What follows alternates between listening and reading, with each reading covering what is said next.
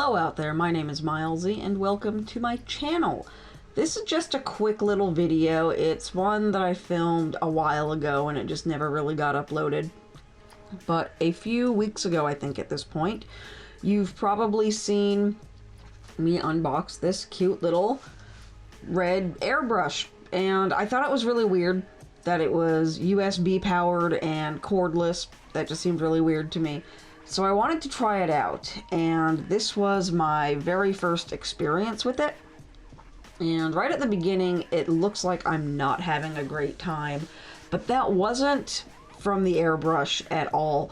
I have not used an airbrush in, I don't know, maybe 15 years. So it took me a little bit of time to get the consistency right. You want it to be about the consistency of milk.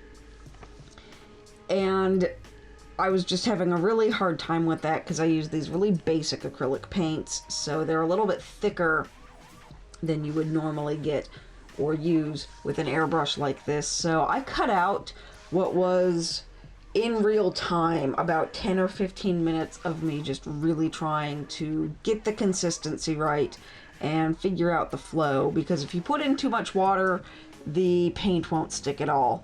So I finally got it, and you can just instantly see a big old difference between how it was before and how it behaved once I got it working. So that was all on me. The airbrush is actually really nice. I've been having a lot of fun with it. I've used it with dye, with paint, with all sorts of really wacky things, and got some fun results with it. And these are those little square tiles. I think you've seen them a few times before at this point. I'm not actually sure.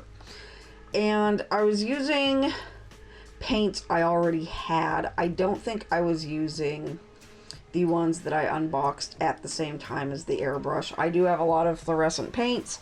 I have a lot of fluorescent and UV everything. I really love that stuff, and you'll see that come up again and again and again.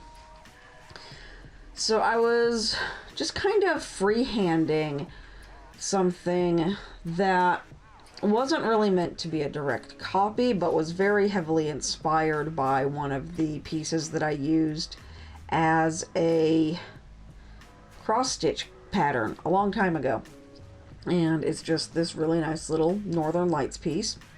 And the way that I got it to work is I have the black background, and then I paint over that with the fluorescent, and then I painted over the fluorescent with a dark blue to kind of hide it. That way you can really only see those bright, intense neon colors when they're under UV light. Under natural light or room lighting, the panels look almost completely black. They're really cool.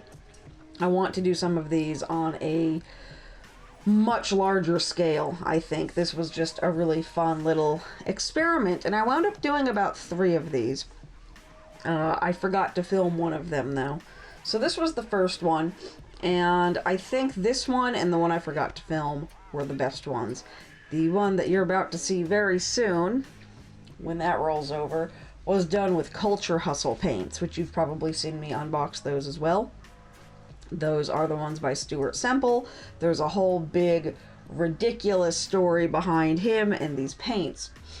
And these ones I mixed under the recommended ratio, which is very, very wet to begin with. It uses a lot more water than it does medium, because the pigments, when you get them in the little jars, already have a binder in them, because they're meant to also be used as watercolor if you want to. So the medium is to just make it feel more like acrylic if you mix it under the recommended ratio. And I did that at first, and they were not very good with the airbrush, because once I got them to the correct consistency, there wasn't enough pigment in the paint to really hold on to anything. So it was very vaguely tinted water basically that I was spraying on here, and it didn't turn out very nice. I kept having to blot it with a paper towel and just rushing to fix it. So I think if I do this again, I want to use